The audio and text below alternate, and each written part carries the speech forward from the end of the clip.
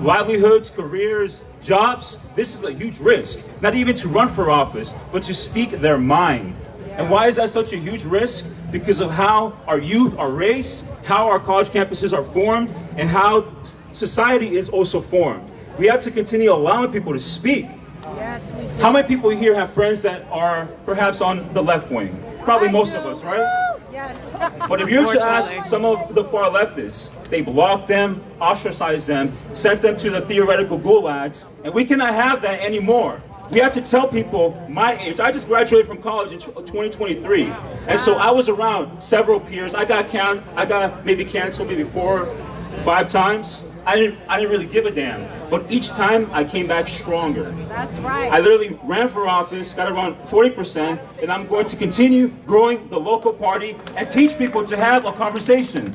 Wow. I'm sick and tired of them trying to silence us. I don't care if they don't agree with half the stuff that I have to say. Just have a conversation with me. I was born from immigrant parents from a Hispanic household, and what we were taught is to work hard, stand up straight, talk loud, and to speak your mind. That's right. And that goes regardless of race, regardless of gender, regardless of color. Right. That's right. That's the American way, baby. That's the American way. That's the conservative way. That's the human way. They always talk about human this, human that. The human way is having conversations with people that you don't like. And that's what we are all here today. This is the bluest part in the entire city. Yes. We're in Washington Square Park. If you walk around, it's as clear as day, and guess what? I will shake each and every one of their hands, but if I even try to do that, they'll spit in my face. That is just the truth. And I am a person of color too, and they will do the very same thing to me and each and every one of you. But thankfully, that's a very small group of people. Now, I've been a registered, I've been like a conservative ever since high school. So I never walked away because frame one, I was immediately registered. But I'm encouraging my entire family, my friends, hey, just have conversations, talk to people, and you will understand why there's a left wing and why there's a right wing, and why when it comes time to vote, they have to vote against socialism. Mamdani is not allowed to win. He cannot win. And we cannot do that without each and every one of you. If each and every one of you have 5, 10, 20 friends and family, tell them why it's dangerous to vote for him. Listen, all these things that he's trying to promise, none of that stuff is free. That stuff costs money. And guess who's going to be paying for that? We do. All of us. All of us. All the hard-working families, the small business owners, the ones who live, breathe, and die America. They are the ones who are working their asses off, trying their best to afford a livelihood in education for each and every one of us, including me. Without them working hard, I will not be here speaking in front of each and every one of you right now. So there's a lot of things that we can come to agree on here, but we have to encourage, not the radical left, but the average person who cares to have a conversation, why you should not be voting for Zoran, and why you have to continue not only to support the conservatives. I don't have to like what the national GOP says. I don't have to like what the city GOP says. But what I have to understand is that these are human beings that want to run, that want to make change, and it's person over party each and every time. Yes, yes. Each and every time. So what are we standing up against, everybody? Socialism, right? We cannot allow that to win. And Mamdani cannot win, he will not win, but that cannot happen without each and every one of you here. I see a lot of my peers. There's a lot of people that I don't agree with half the stuff that they have to say, but I will shake their hand today, tomorrow, next week, next year, every single day until the day that I am dead. That is what Charlie Kirk did. That's what each and every one of you can and will do. And that's why I support this organization. That's why socialism must go. And that's why we must continue to fight back and stand up straight and never back down, everybody. Never back down.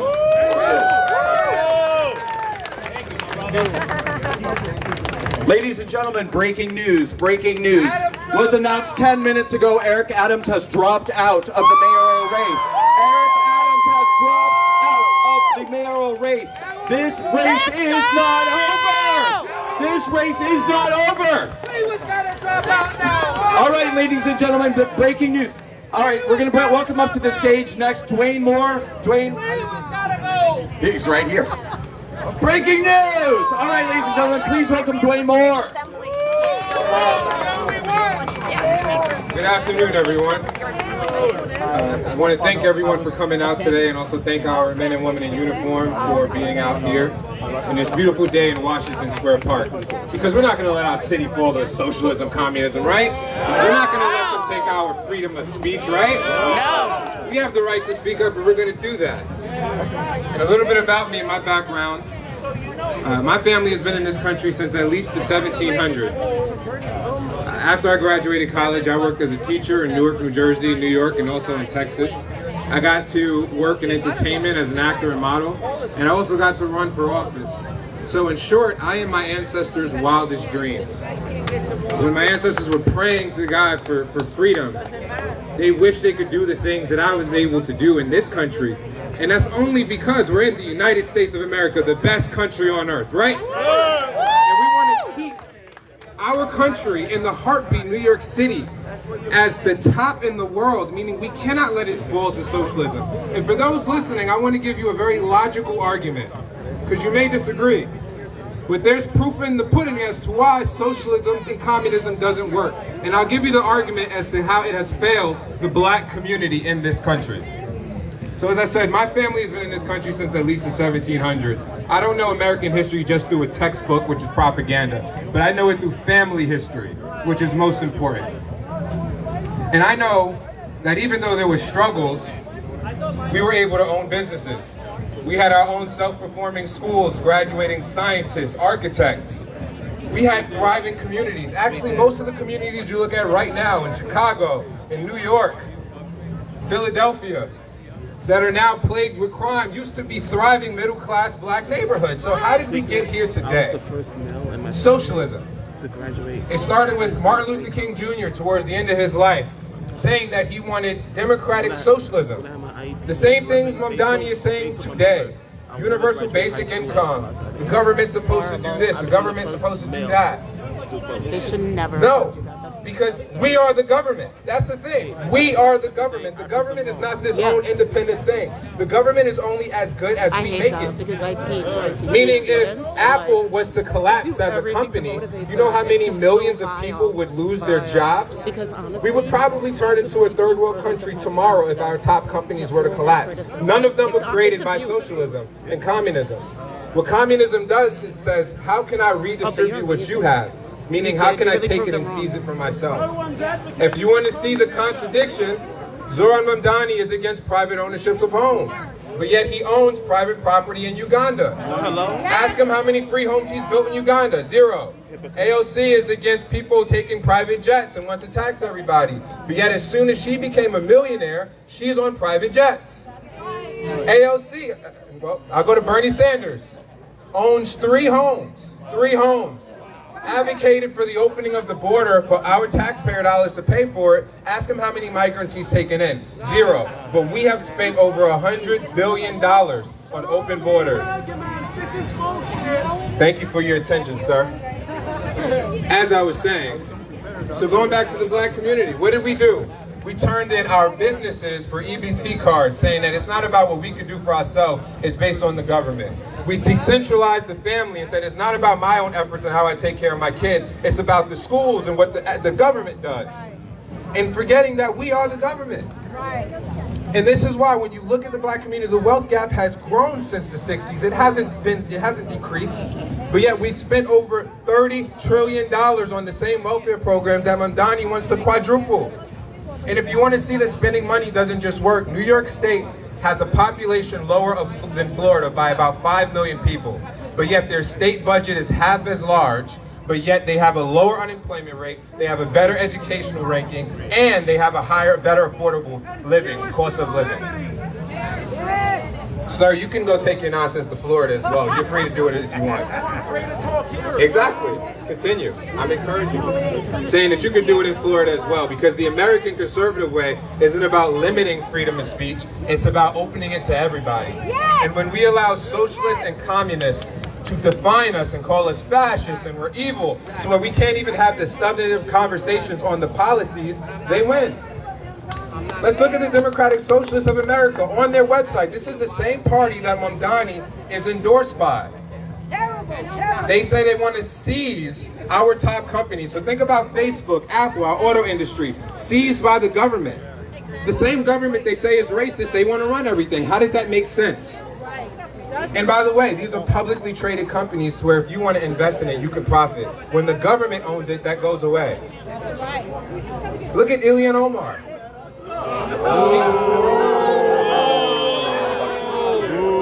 I'll say this, the beautiful part about this country is you are able to come from anywhere in the world and thrive and be celebrated. Even being a refugee as herself fleeing war, is able to come here and be elected into Congress and now be worth over $30 million. I guess capitalism works very well when you are a socialist, I guess, right? Right. If she's so into redistributing everybody else's wealth, why is she worth $30 million?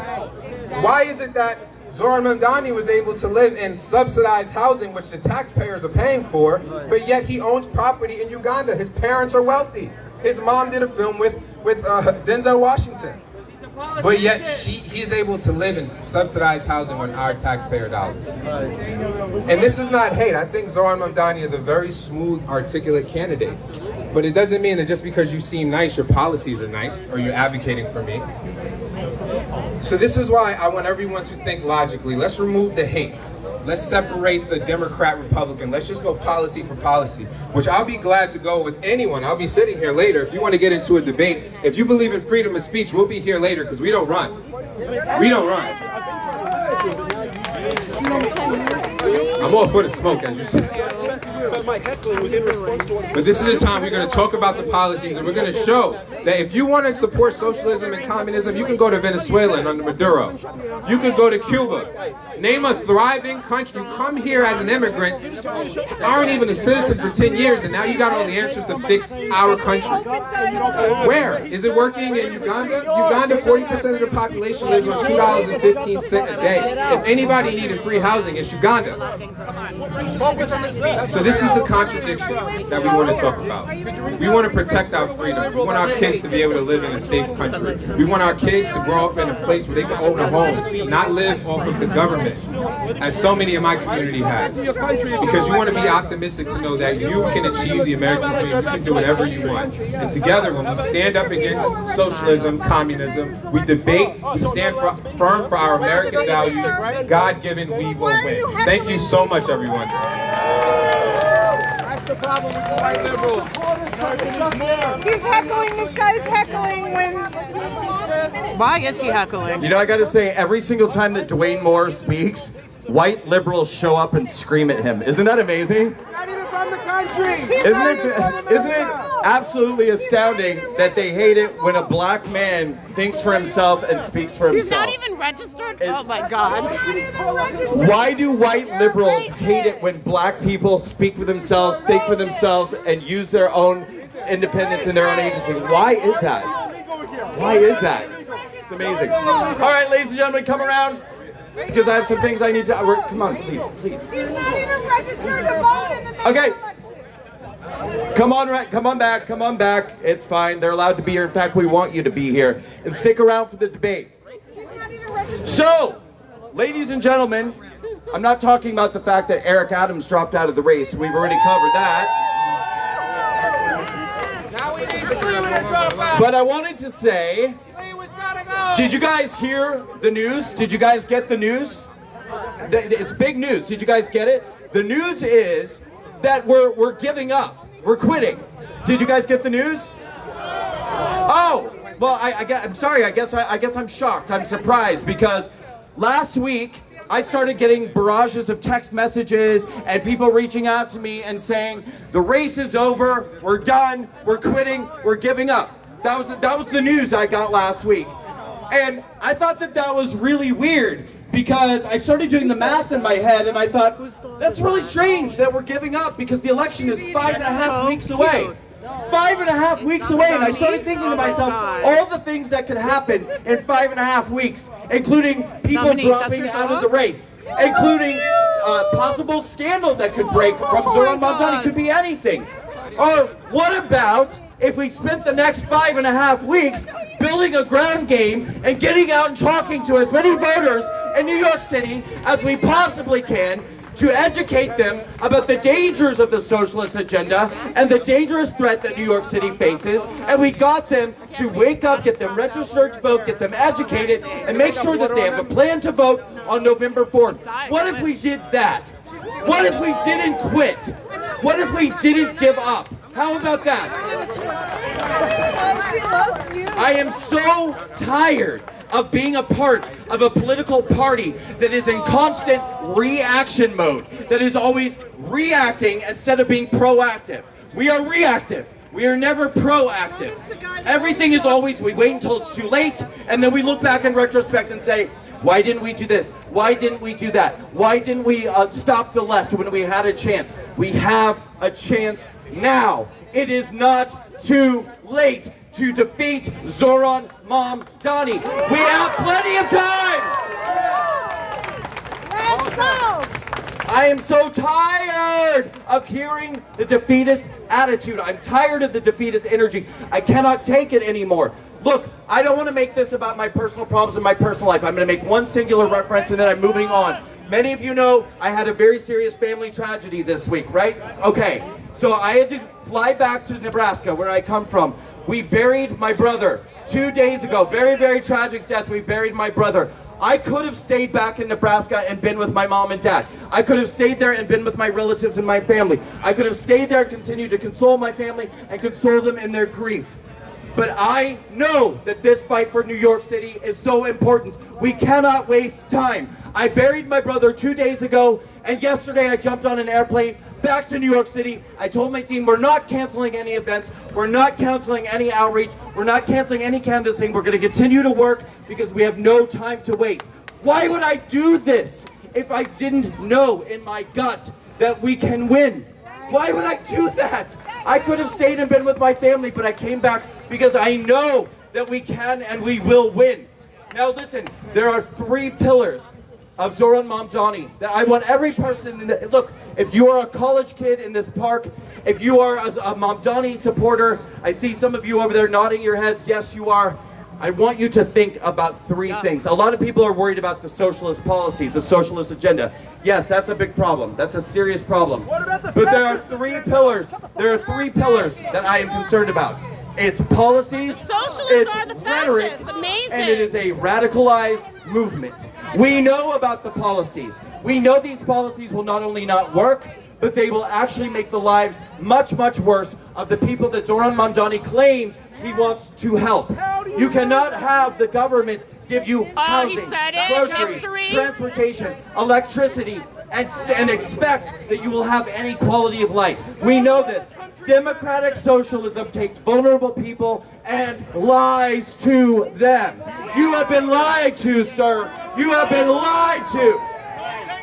But it is not just the policies of Zoran Mamdani that concern me. It is the rhetoric. If we allow people like Zoran Mamdani to have the pulpit and the microphone, the highest level in New York City, day in and day out, you think Barack Obama was bad? You think Barack Obama and the division that he created in this country and the spike in racism, the spike in all of the division between all of us, you think that was bad? Wait until we give the microphone to Zoran Mamdani and day in and day out we hear about white supremacy, white privilege, racism, bigotry. We hear about Nazis, that we're all Nazis, that we're all racist. Wait until you hear the anti-Semitism, the anti-Jewish rhetoric that comes from this man and this office. If you are a Jewish New Yorker, you are right to be terrified of what is going on right now. And you would be damn smart to make today the day that you leave a party that has been radicalized by Marxists, socialists, and communists who hate you. That is what the Democrat Party is today. Absolutely. And that leads me to the 3rd pillar, which is a radicalized movement. I have traveled this country for more than 7 years. More than 7 years. I have gone to almost every state in the nation. We have talked to nearly every type of community that there is. And despite the lies of Democrats and the lies of Marxists and socialists and communists, Walkaway loves all people. We love our black community. We love our Hispanic community. We love our Jewish community. We love our Asian community. We love our Middle Eastern communities. We love the LGBT community. We love everybody. But we love them enough to say that we're not going to lie to you and make false promises that are going to make your lives markedly worse. We will not do it. I have traveled this country for 7 years talking to these communities. Nearly every event that I have is either protested or violently shut down, or the Marxist Antifa, the radical left shows up, physically assaults people, spits on people, and somehow miraculously they're always presented as the victims in the media. It's always the big bad racist bigoted walkaway campaign that showed up with a message of more freedom, more choice, more opportunity. If you are any type of American, please do not support the radical left agenda. We are trying to offer you more freedom, more hope, more opportunity. We are trying to offer you more of what America has to offer, as the radical left wishes to take your rights away and give the government more power. But what we have seen time and time again is this radicalized leftist movement feels entitled to show up and destroy and to vandalize, to commit acts of violence. And now recently we have seen multiple attempts to kill us. Stop killing us! Stop killing us! Stop killing us! Please, stop killing us! Stop supporting a movement that is all about radicalization and violence. You are making promises, but you don't deliver. You're not even ready for the vote. It's the exact opposite. If you're concerned about not delivering on promises, I would be very concerned about voting for Zoran Mamdani, because he will not be able to deliver on a single promise that he is making the people of New York City. And he will collapse our economy, and he will collapse the housing market, he will collapse the grocery stores in low-income neighborhoods where people need food most. If you're worried about unkept promises, worry about the Democrats' socialist agenda. That's what you need to be worried about. But I am telling you, it's not just the policies, it is also the rhetoric, and that rhetoric leads to violence. Violence from a radicalized Marxist movement that has been brainwashed and misinformed into hating people like you and me, hating capitalism, hating our Constitution, and hating all that is great in America. We cannot and we must not allow this to happen. We must not! Eric Adams has dropped out of the race. Don't worry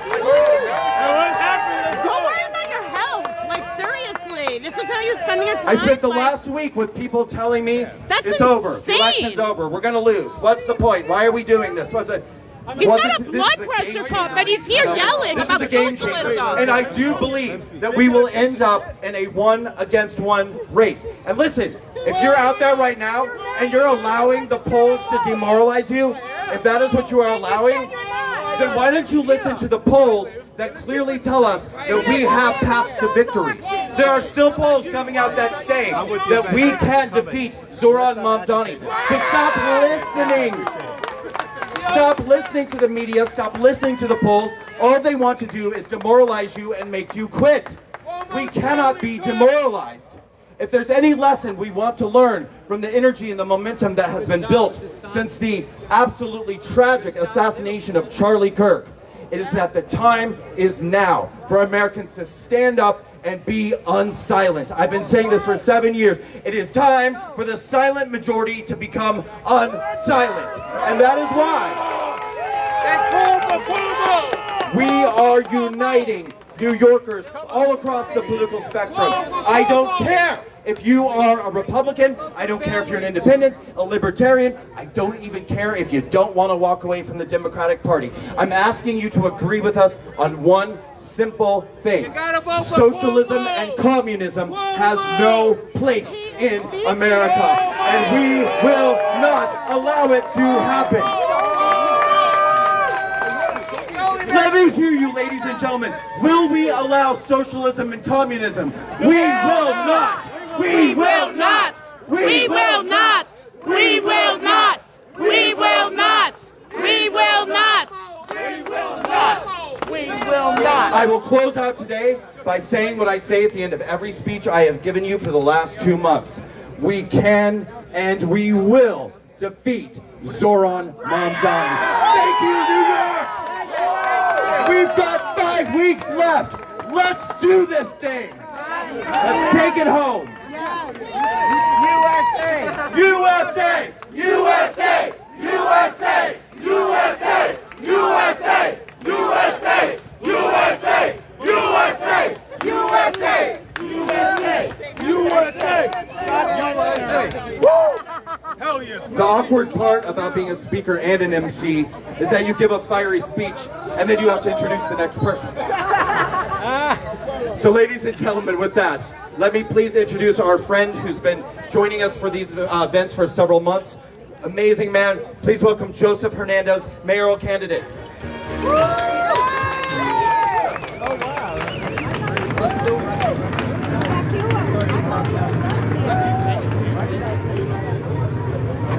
Yeah, right now my story. It's a really good one.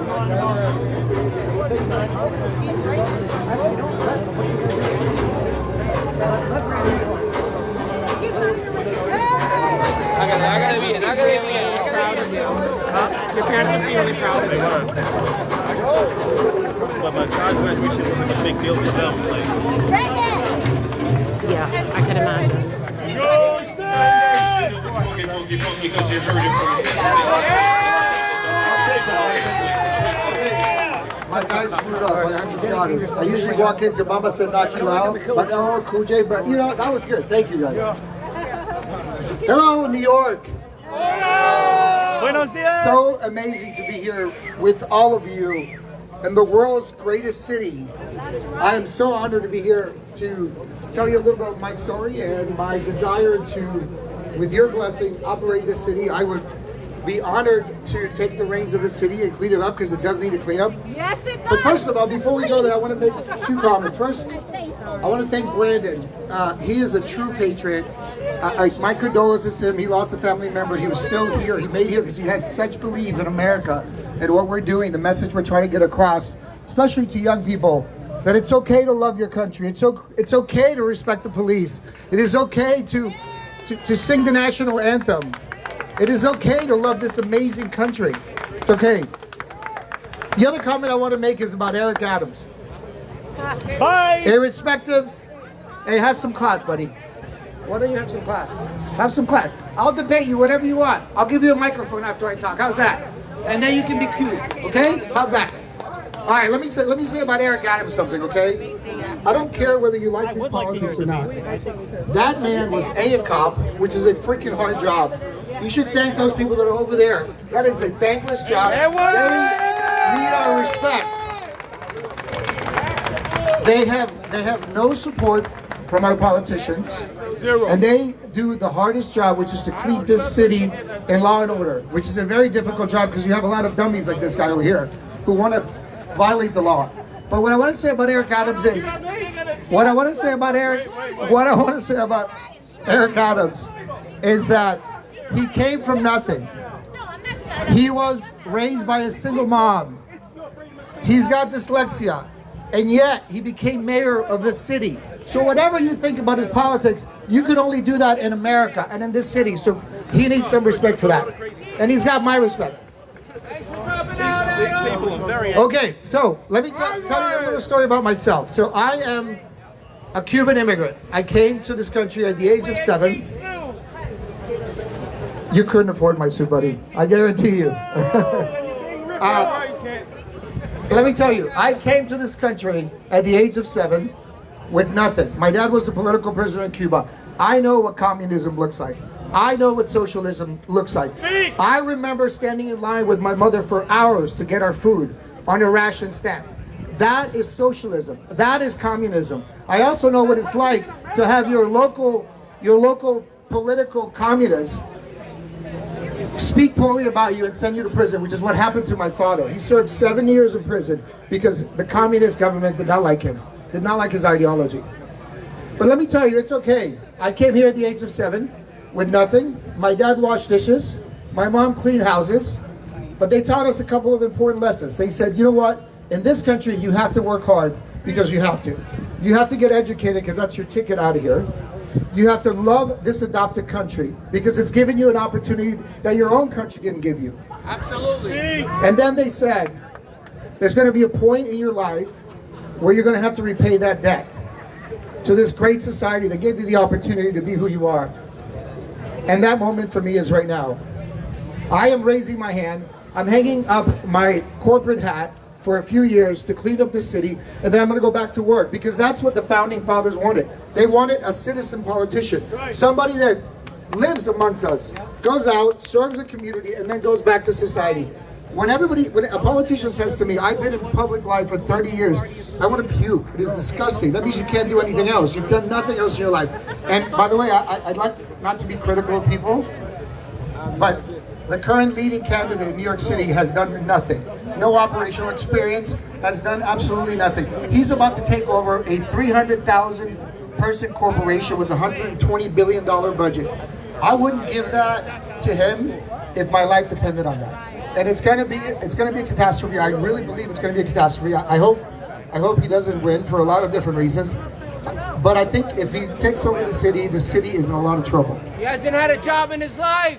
Let this be his first Let me job. also talk a little bit about Wouldn't make a McDonald's, a my plan manager for the at city. I hope McDonald's. it's his first job. So as I said, I came here, I got educated, I went to the Take best over schools. NYC. Because of my hard work and because of my devotion, I was able to go to Ivy League schools. I went to Yale, I went to Oxford. I'm highly educated, I have the talents to be able to run the city.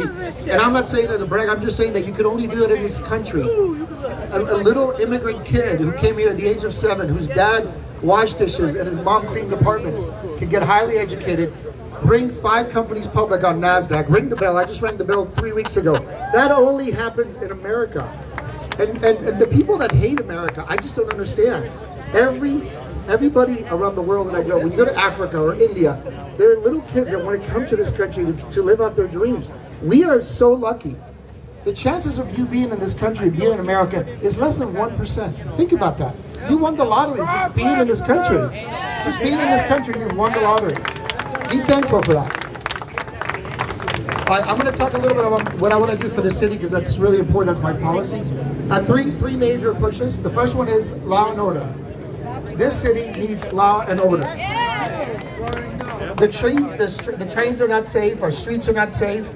Unfortunately, our cops arrest people and the people walk right out of the door. It's a revolving door of justice because our prosecutors are weak and they're lightweight and they do not want to enforce the law in the city. I have a plan. I'm going to hire 10,000 new police officers. That's my goal. I'm going to bring in the federal prosecutors. So the local prosecutors that are not doing their job, we're going to take that role away from them. We're going to let the federal prosecutors do their job and put these people in prison. There is no parole in federal prison, by the way, and their conviction rate is 90%. So good luck committing crime in the city. I'm also going to bring artificial intelligence. I am a technologist. That's what I built my career. I'm a scientist. Yeah. We focus heavily on artificial intelligence. And artificial intelligence is what the electricity was of the 1800s. It is about to transform our lives. New York City should be leading in artificial intelligence. We should be educating the next generation of kids in Harlem and the Bronx about artificial intelligence so they can shape the future of the world and not live in this cycle of poverty. We've got to do something about that. Plus, we can use artificial intelligence to deal with criminality, to deal with the cleanliness of our city, to address potholes, to do all the critical things we need, and we can do that pretty inexpensively. The third point I want to bring here, and it's one that's resonated, it's probably the reason why Zoran has so much support, and that is New York City is expensive. He is absolutely right. New York City has become an expensive city, especially in housing. But the way to solve that problem is not rent-free or free buses. That does nothing. I think Zoran read the Marxist Manifesto, but forget to read a book on economics. What solves problems in economics is supply and demand. You've got to increase the supply in the city. New York City has a vacancy rate that's 1.4%. The national average is 7%. That means we need 152,000 new housing units here to get us to the national level. I have a plan for that, a 3-pronged planning strategy that within 2 years we're gonna release the apartments that are in warehousing. We're gonna convert office spaces into apartments, and then we're gonna work with developers to use land that the city owns. The city owns 1,400 lots that can be built on today. We're gonna work with developers to build houses so that we can provide housing for our police, for our firemen, for our teacher that cannot afford to live in the city. And we're going to solve that. We're going to do that very quickly. Anyway, I want to end it with something which is really important, and that is that while we're New Yorkers, we are New Yorkers, and we're all from different places, different races. What makes us special in New York City is that we're all different. We have 170 different cultures in the city. And the one thing that holds us together is that we're New Yorkers and we love the city. I encourage you guys, please look for unity. It's easy to divide. Politicians love to divide us on religion and economics and whatever not. I think our secret weapon as New Yorkers is that unity always gets New York through the hardest time. So please, think about that when you go down the street today. Shake the hand of your ideological enemy, because that will make a difference. God bless you, and God bless America. Thank you.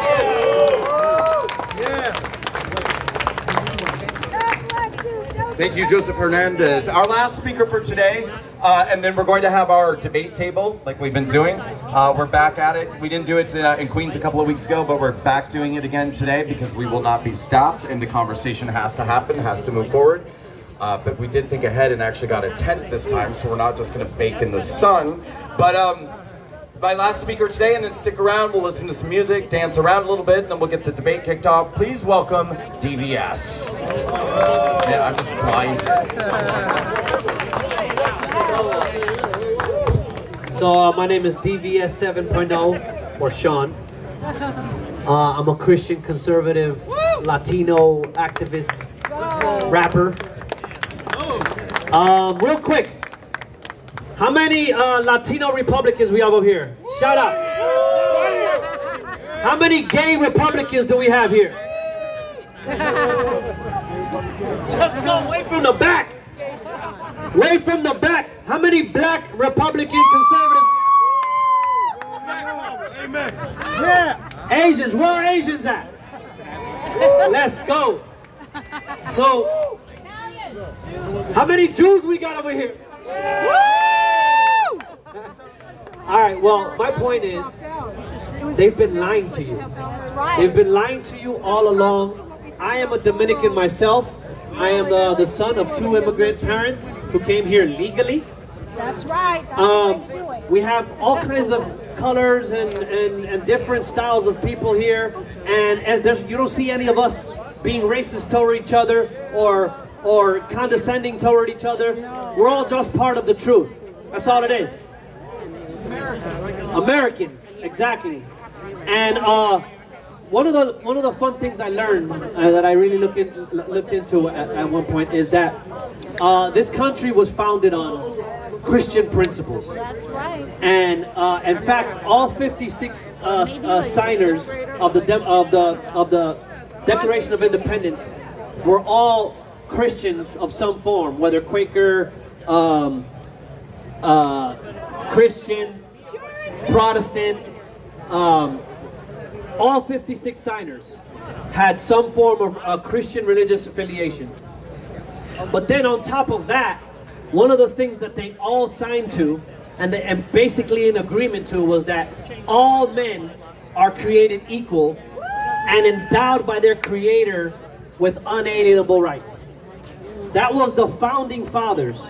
And in fact, since then, we have become the most successful country in the history of the world to be the freest in the world. USA! Yeah, we have people. USA! USA! USA! USA! USA! Amen! Yet, in this country, we have all these people that talk so bad about this country but won't leave. They say we're a bunch of racists, we're a bunch of this, we're a bunch of that, yet they won't leave. And we're not telling you to leave, I mean, unless you want to. If it's so bad, go to where it's better, which you ain't gonna find. This is the best, freest, most powerful, most successful country in the history of the world for everyone, of every nation, every country. Everyone is welcome here. And in fact, this is not a white place. This is a place of diversity. And we are the most, not only that, we are the most diverse country in the history of the world. We're the ones that accept everyone. But we have a moral code to us that kind of brought us to this place of being so successful in freedom. and loving the creator of heaven and earth. For example, the first black senators in Congress were all Republican. They were Republican. Abraham Lincoln, Republican. He freed the slaves. So here's what a lot of people understand. We broke away from the British Empire and worked our way towards breaking the norm. Prior to you know, America, there was slavery all over the world, including black slavery against blacks. You know, blacks being enslaved by blacks. But slavery was kind of a part of the system, how things worked prior to us breaking away through so many decades, little by little being the most successful at doing it. And today we are free, where, like Hernandez said, he takes his hat off to Eric Adams. You know, he grew up from nothing, dyslexia, became mayor. Those are the things available to all of us. They keep trying to make us believe that there's some limitation because of a color. Yet the people who are trying to make us believe that are colored and at the top of the game. You know what I'm saying? Mayor Adams became the mayor, and according to him, he's basically New York Messiah. I don't like the guy for nothing. I can't stand him. But he became mayor because this country allowed that kind of thing. Because we are free. And the people who are trying to put us, make us think differently, are literally the richest people in the world. I mean, look at AOC, or like he said, Ilhan Omar, or Bernie Sanders, or Gavin Newsom. Look at all these people. They're rich. They're dead rich. They're millionaires. And they're acting as if they're the enemies, as if these millionaires are the enemies. Oh, the top 1%, and all of this nonsense that they talk about. Meanwhile, that's them. They are that.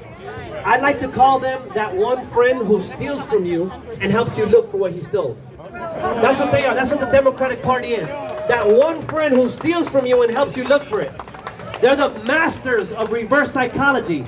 They're the masters of giving us the labels that they are themselves, so that they can clear their faces and obscure and blur the reality. They are what they call us. They are the fascists. They are the bigots. They are the racists. They are literally the party of the KKK. Literally. They're literally the party of the KKK. Who shot JFK? Who shot Malcolm X? Who shot Martin Luther King? Who shot Charlie Kirk? A white man who is a Republican. Okay, it's the people that are changing and willing to talk. In fact, the best description, the very best description that we have in modern times right now of what the definition of the Democratic Party is what happened to Charlie Kirk. A man who only wanted to speak. He only wanted to have a conversation and gave you a microphone to bring your ideas and talk about what you believe and see if you can come to common ground. And yet he had to be killed because they don't like when you talk. They don't like when the truth is being spoken, because the truth hurts. But if you could hear it, it hurts in such a way that it heals. It hurts in such a way that it heals. The truth hurts, but it heals if you could just let it. And that's what they won't allow. They won't allow this dialogue. I have conversations throughout so many rallies in the past 8 years, going to rally after rally after rally after rally, and I go through all these rallies and a lot of, you know, these BLM rallies, or all of these Democrat rallies, socialist rallies. I go to all these rallies and I can go through 80% of the crowd, and I do it. And I say, why is it that you, why don't you agree with us? Because they're racist. They're one-trick ponies. They have no answer. They can't sit there and have a discussion. They can't tell you why they believe what they believe. And it's because the media is very powerful. The media has pushed ideas to you that make you angry, and you don't know what you're angry about. But when you can't answer, and you know that you can't, when somebody puts you on the spot, you can't answer. You say, oh, I can't answer, but I know somebody else can. Yet that other somebody else that you think can answer, they also can't. And it's a domino effect of people, of a huge, enormous mass of people that cannot answer. They have no response, I promise you. As God is my witness, there is no response. There is no education to the reason why you are so against us. All we want to do is talk. What happened when Charlie Kirk was murdered? There was no fires, there were no riots, there was no violence, there was no chaos, there was no none of that. And this is literally one of our most treasured humans in this party. And yet, here we are at peace. Here we are just talking still. Here we are ready in front of all these buildings that they could be pointing right at us to shoot us, and we don't give a damn. You know why? Because from here, my destination is at the right hand of the Father, right next to Jesus Christ. That's what's next for us. And that is what Charlie believed, and he believed it to the point of death. And he wasn't afraid of it. Right now, Charlie is living his best life. That is what we hope for. That is what we push for.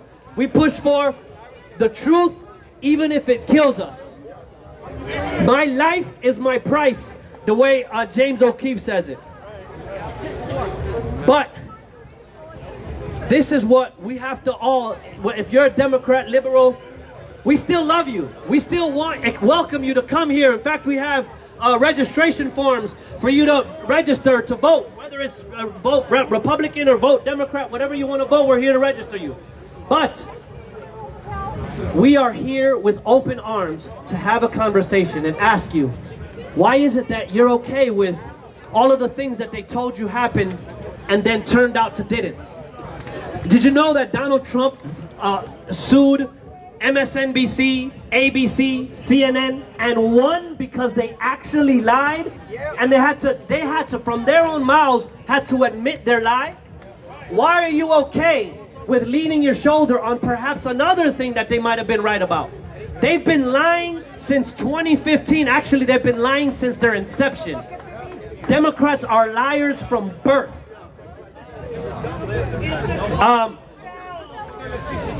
Letitia James, look at her now.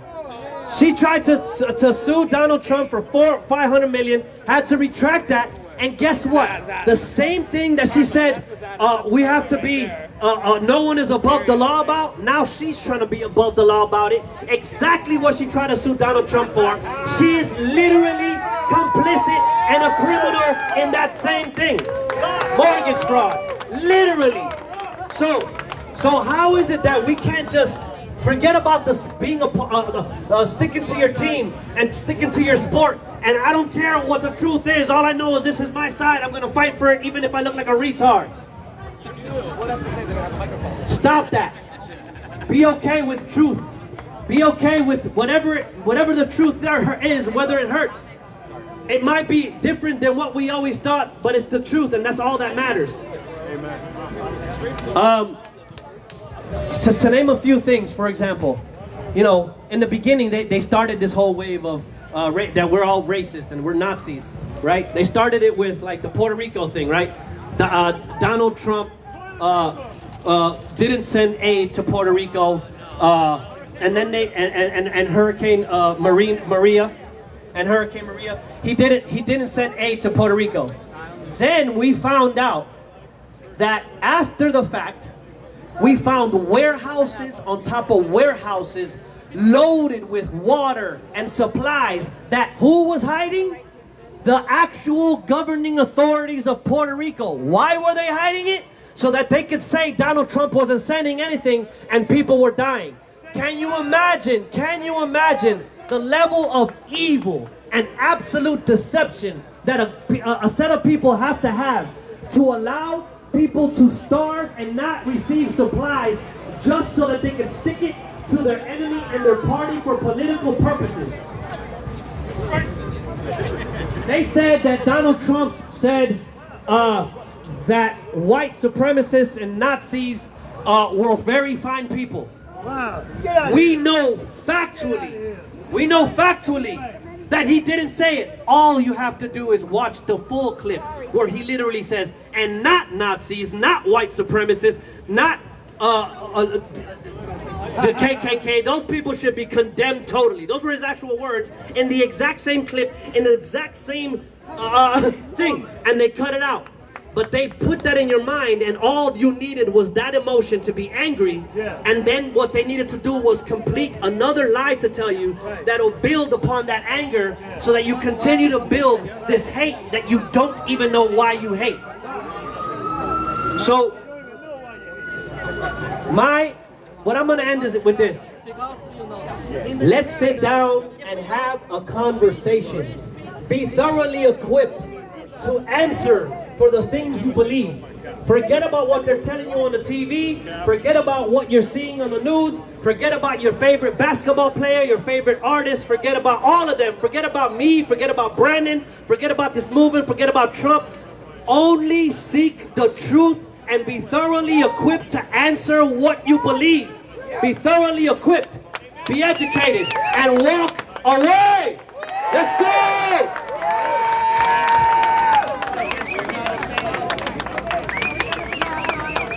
All right, ladies and gentlemen, I started off today, I'm not gonna lie, kind of pissed off. Because like I said, there's just been so much negativity this week, and just people being like, it's over, it's over, it's over. And it ain't over till it's over, baby. And so we've had some game-changing news today. So, thanks for coming out today. Stick around. We're gonna listen to a little music. Give us just a few minutes to change up the setting back here, and we're going to start engaging with New York. Let me tell you, sorry. I just had a 23-year-old college kid from NYU. Don't cut me off, excuse me. This is not the Oscars. You don't get to interrupt me with your music. Kick me off stage. Damn you. No, I just had a 23-year-old kid. He was standing over here. He was just curious. He stopped what he was doing. He was listening. I said, hey, are you a New Yorker? And he was like, well, I am now. I'm going to college here. I said, are you registered to vote? And he was like, well, I am, but not in New York. And I said, well, would you get registered to vote in New York? And will you come out and vote against Mom Donnie? He goes, yeah, absolutely. He said, if I come out and vote, it's going to be against Mom Donnie. So we're getting this young man registered to vote. +1 and +1 many. So these conversations do matter. We are making a difference, so let's keep it up. Stick around, we're gonna change over, we're gonna start the open mic debate, listen to some music, have a good time, and stick around for the debate. Here we go.